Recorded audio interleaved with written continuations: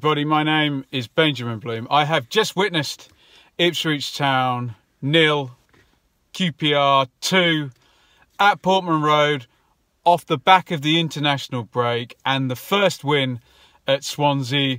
The mood was high, the mood was excitable. Are we going to go off, go on a good run, move out of the bottom three? No, we are not, because it was a pretty hopeless performance today against Rangers. Here is what happened. So Ipswich lineup unchanged from Swansea, which is interesting because I thought Hurst might go more towards the team that ended the Swansea game rather than the team that began it. So you still have this square pegs, round holes back four. So Gherkin in goal, Pennington right back, and Ciala and Chambers centre backs. Danassian playing left back. Obviously Knudsen finished that game, and perhaps the back four looked a little bit more balanced. Skuse and Chalobah in there again. That's pretty standard now for Hurst. Edwards, Dazelle and Ward are the three behind. Freddie Sears, who had a great game at Swansea, so not too much problem with that team. QPR come with a sort of 4-4-1-1 formation. Lumley in goal, Rangel, Leitsner, Lynch and Bidwell, the back four. Voselek on the right, Freeman on the left, Cameron sitting, Luongo pressing in the centre, Eze ahead of those in a sort of 10 position, and Hemed up front. Scrappy start, neither side can really get anything going. Rangers force a corner on 6, and we get a little bit of a warning of this strategy of piling all the players on top of Dean Gherkin and Freeman floating the ball in. They force another one. Luongo actually gets a shot off the end of that, the second phase of that, and it goes well. They force another one, exactly the same tactic. This time Hemed steps back a few paces and heads over. So Ipswich really not knowing how to deal with this situation where everyone piles in and no one can get a run on the ball and everyone kind of gets clustered in. Bouncy ball forward on 11. Chambers in a race with Voselek. Weak header from Chambers, should get this back to Gherkin. Voselek runs in behind. He hits it first time when he probably could have killed it and waited for support. Gherkin makes the save, but just to say, shouldn't have been a corner. It was a mistake from Chambers heading it back. But it gets a lot worse. So the first corners Rangers have had have all been from the left-hand side. Freeman taking it with that left foot of his has to swing it out. But this one, he can swing in. Everybody goes in again and stands on Gherkin. Big Leitsner, Hemed and Lynch comes up from the back as well. Freeman floats the corner in. It curls right in on Gherkin. He doesn't get any kind of jump. Gets his hand on it and just palms it, sort of pours it weakly into his own goal. I don't know if it should go down as a Gherkin own goal, really, because Freeman's shot is, or his corner rather, is going in the goal. So hopefully, for Freeman's sake and for Gherkin's sake as well, it will go down as Freeman's goal. But we've gone back to this business of not being difficult to score against. Rangers winning corners fairly easily. Chambers' mistake, win another one, float it in, stand on the goal. He didn't even have to have a shot and it's in the goal. And you're 1-0 behind again. I suspect if you go back to the Swansea game, I think that might have been 11 minutes. And you're going to fail miserably if you start games like that and you're so easy to score against.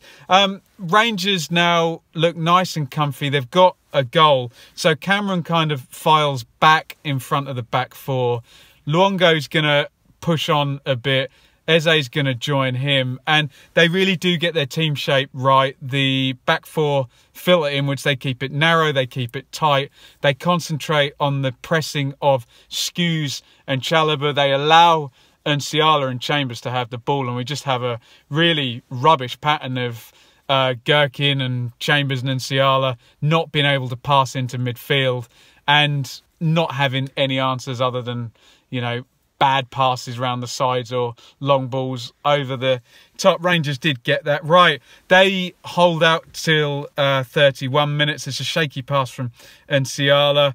Chambers halts Hemed. He's going into the box. Clever little pull on the blind side of the ref there to put him off. On 34, Ipswich are actually going to have a little bit of an attack. Great surge out the centre midfield by Chalobah. He runs into the inside right position, composes himself. Ward has come in from the front left position. It's a nice cross from Chalobah. Ward running onto it on the right foot. He moves too quickly onto the ball, so he can't sort his feet out. He needed to just pace onto it. Easy right foot shot, completely, I don't know, he kind of gets his feet totally muddled up and the ball just loops wide. That was a very good chance and a bit of a lack of composure there. Good play by Chalobah though. Freeman puts in another corner. Routine changes, hooked over. We go into stoppage time and this is just so criminal. You think we're not playing well, we're one behind, Rangers are fairly comfortable, get to half time. Freeman puts a corner in and from where I was sitting it looks like it's just going to hit the side netting and Chalobah heads it back out. He seemed to know that he'd made a mistake there, so they forced then another corner when it could have gone for a goal kick, push up the pitch, blow the whistle, half time at 1-0. This corner goes in. It's another floaty one there on top of Gherkin. The ball bounces down. Eze is the quickest. I believe it's Nsiala, just too clumsy in the box. Eze thinks his Christmases have come at once here because it's an easy, clear chance to go down for the penalty. Down he goes, and what's the ref going to do with a clumsy defending like that? And it's a penalty to QPR, and we're talking 45 minutes and 46 seconds or something. They just really needed to concentrate and see that out, but really just bad game management from Ipswich. I don't know who the leaders are there. Get that ball cleared, get it sorted. Someone shout Chalobah, leave it. But no, they're too scared from the set plays. Penalty, Hemed steps up. It's quite a good penalty actually because he runs up, and as he's running up I'm like, he's going to absolutely smash this. Gherkin obviously thinks the same, throws himself to his right hand side. Hemed then relaxes, opens his body up, side foots it along the ground into the corner. It's 2-0, and judging by that pattern, that's game over. And that's really a big thing for me, because if they'd gone in at 1-0, very different. But you know, can you affect change on a 2-0 like that as opposed to a 1-0? It's much harder and very disappointing. So 2-0 at half-time. Like I say, I thought Rangers were comfortable at 1. Obviously Ward missing that chance, but they've got their team shape. They didn't have to do a lot. I don't want to criticise Rangers because I think particularly Eze, Freeman and Luongo, they pressed well. They were very unselfish, and Freeman and Vosilek down the sides were good outlets, and they just got this right. It was I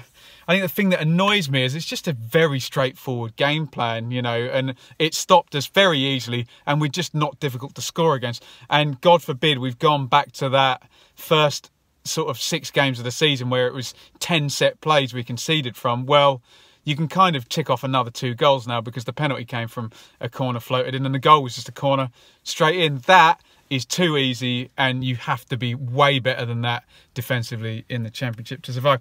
In we go into the second half, and oh my goodness, you think, what have they been told? And throw in from the right, Ipswich throw in, and Chambers gets robbed by Eze, and literally I've written down 45 minutes 30 seconds. Eze is clean through on goal, and it's almost one of those situations where he has too much time. You think a player of that quality, if he's on instinct, he's going to score here. Has too much time, tries to place it right footed, should score, and to be fair, it's a good save by Gherkin. A couple of nice balls around the corner for Ipswich. They actually break the lines with some quick passing for once, and Lynch has to wipe out Sears for a yellow as he's going across here. Ball goes spare in midfield on 56. Chalobah puts it up in the air. Hemed climbs above Danasson. So static. Vosilek chases him behind. Can't get his shot off. Bit of a outlier moment here on 58. Pennington decides he's going to try and do something. He must make up 40 yards and go past 2 players here. He actually gets up into the box, breaks both QPR's kind of forward midfield line and deeper midfield line, plays in Sears. I was a bit disappointed with Sears here because he's too impatient. I know Pennington's not a not a creative player, but I don't think Sears should have been offside here, and just goes too early, and the flag goes up. Could have been something out from that. Brilliant throw here by Donassin on the left hand side. That takes out Leisner, and Sears has made that good arcing run that he can make. He goes down the left. Edwards is sprinting to get into the box. Sears crosses it, but it's behind him. Chalobah follows up. He crosses it in, but it's too floated. There's not enough pace, and Ward can't generate any power on the header. Chalobah put a brilliant cross in for Jackson with loads of pace against Brentford. Needed to be more like that. It was a little bit show pony-y. I'm going to float this and stand back and admire it. Fair enough if it's, I don't know, Tim Cahill or John Toshak running in on it, but maybe not Grant Ward. Floats straight into Lumley. So Hurst makes his changes on 65, and he basically takes out both the wide players. Jackson comes in for Ward, so that's a forward playing down the left to go with your right back playing at left back and your centre back playing at right back. And Jack Lancaster comes in for Guion Edwards, and some boos for Edwards going out. He's been really good this season, but nice to see Lancaster get in there. Immediately Jackson makes the run in behind. They pick him out. He takes it down the byline. He's all the way to the line. Sears makes the run back, so Lancaster comes in. Is he going to score with his first touch? Jackson smashes it across the goal, and Lancaster's well marshalled against... it must have been Bidwell who went in with him if he's doing his job properly. Could have been one of the centre-halves, I could be wrong about that. But certainly good clearance there, and no dream start for Lancaster. Pinball up the other end, and a clearance falls perfectly for Hemed. I think it's an Ipswich clearance. Might even have bounced off an Ipswich guy and goes back for Hemed. Gets it out of his feet. I think he probably wanted this on his right foot. Steps inside, left-footed. Good save again by Gherkin down to his right. Symptomatic of a bad team performance. Really, really pathetic free kick from Ipswich. They don't even get it in the box. I think it was Skews and Dazelle trying to play it in. Literally doesn't reach the box. And then you go down the other end and it's just head in hand stuff, because from your attacking free kick, Eze is running through on goal. There's two chasing. I think it's possibly Chambers and Skews just blocks him out at the last. That would have been a very depressing goal if it had gone in. Wells comes in for Hemed to lead the line for the last 20 minutes on 71. Nice move from Rangers here. Lovely chip pass by Freeman from left to right. Cushioned first time into Eze. Gets it out his feet, shoots with the left foot, curling. Gherkin's completely beaten. Hits the bar. That was the one time where QPR showed real quality to play through Ipswich. They just didn't have to for the rest of the game. Eze, who's a good player, unlucky not to score there. Horrible giveaway by Nsiala on 78. Eze with the give and go with Wells. He goes into the box and Nsiala rescues it. He blocks the ball out with his chest as he goes. Dazelle gives it away. There's no confidence now. You just, the players' heads have gone now and they just want the game to end. This is on 85. He gives it away, Dazelle. Finds its way out to Voschelek into the box. Low cross. There's three of them arriving if he gets the cross right. Pennington on the cover from right back comes in, puts it out for a corner. Scowen comes in for Eze, who I was tempted to applaud off, bearing in mind I had not much enjoyment today. I enjoyed watching Eze. He looks like a nice player destined to play at a higher level than Championship if it goes well for him. 3 minutes stoppage time. Off you go, bish bash bosh, I want to go home. So really pants performance from Ipswich today. I don't really know what went wrong, because they just started with no intensity, no drive, and they just keep, this happened at Hull after like 3 minutes. Okay, Swansea, they came back and won it, but they just go behind to such crap goals. And even if you're a good team, you can go behind. I mean, the great Burley team was behind like 9 times in the playoffs, so maybe I'm exaggerating there, and they would still come back to win because they were confident. But when you're a bad team, you just can't give away such easy goals. It's set plays again.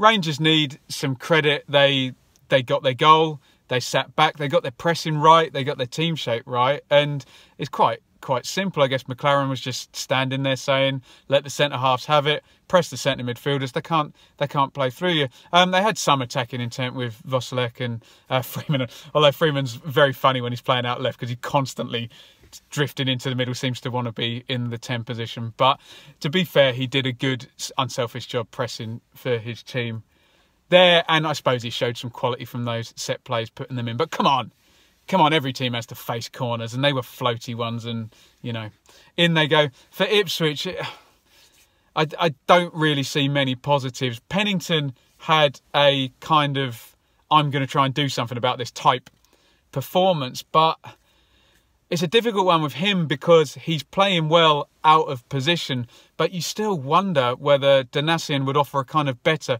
natural balance. That's nothing against Pennington, who, you know, is being given lemons and trying to make lemonade playing out of position. But the two centre-halves were poor today in possession, and I think Hurst must have at least some thought that he switches out one of the centre-halves, puts Knudsen back in at left back, and at least tries to get some balance, you know, where you can play to Donacien and he can go outside, and Knudsen can do the same on the other side and maybe a bit better on the ball because it was so jittery. Skuse and Chalobah got really kind of pressed out of it today by Luongo and Eze, and Freeman kind of tucking in a little bit to leave Vosalek wide. Chalobah did show a couple of good surges. I think that's his gimmick move, but really Ipswich really lacking any kind of playmaking skill from that position. Edwards tried, didn't happen. Ward, he's going to, you know, have nightmares about that shot where he couldn't sort his feet out. Dazelle, frustrating again for him, but I still keep saying, in this system under Hurst, whoever's in that 10 position has really got a tough job. Dazelle frustrated and he kept coming further and further back. He needs to be given the ball in the 10 position for him to be able to do anything. And I think Nolan suffered from the same thing there. I think this is systemic, the problems with the 10. Sears didn't happen for him today. Too isolated with that press pushing Ipswich back and long balls into the corner. So very, very depressing day. Very bad performance. In terms of the bigger picture, a performance like that makes the Swansea win. We got asked a lot of questions on the podcast. Was the Swansea win a flash in the pan? If there's more performances like that, then yes, the Swansea win was a flash in the pan. And then it's Leeds on Tuesday. You know, they're going to swarm all over you with the Bielsa press. And then, you know, Millwall will be sharpening their knives there. If you're not mentally prepared and physically prepared to go in at Millwall, then it's going to be another 2 defeats. We need a big change in intensity, a big change in attitude there, and just to use the ball far, far better, else there's not many wins going to be on the horizon. In terms of QPR are not going to be in the bottom 5 or 6 this season. I think that's going to be, teams like Ipswich. I think there's another rung of teams lower than QPR, and I think Eze looks like a good player. And I must say, I think the outside in looking at QPR, they got Hemed and Wells, and it's just clever business. No, it's more than that. McLaren had it down tactically today, and it wasn't really anything to do with having 2 good lone strikers. So I would add that about QPR. They were comfortable today. Good win for them. They won't finish in the bottom 6 if they're playing like that. Anyway, thoroughly depressing day. Let me know your thoughts if you're a Rangers fan. How bad were we? How good were you? If you're an Ipswich fan, God, what does Leeds away on Tuesday look like? And what changes would you make to ensure that it's not going to be a complete battering? Because if you play like that, then it is going to be. Sorry, I was so happy. I got such lovely comments last time after the Swansea game, but I cannot do anything other than bury that performance because it was fucking rubbish. Over and out. Follow on Twitter at Benjamin Bloom. Thumbs up, subscribe, comment. See you on Tuesday for Leeds. That could be a fun one. Goodbye.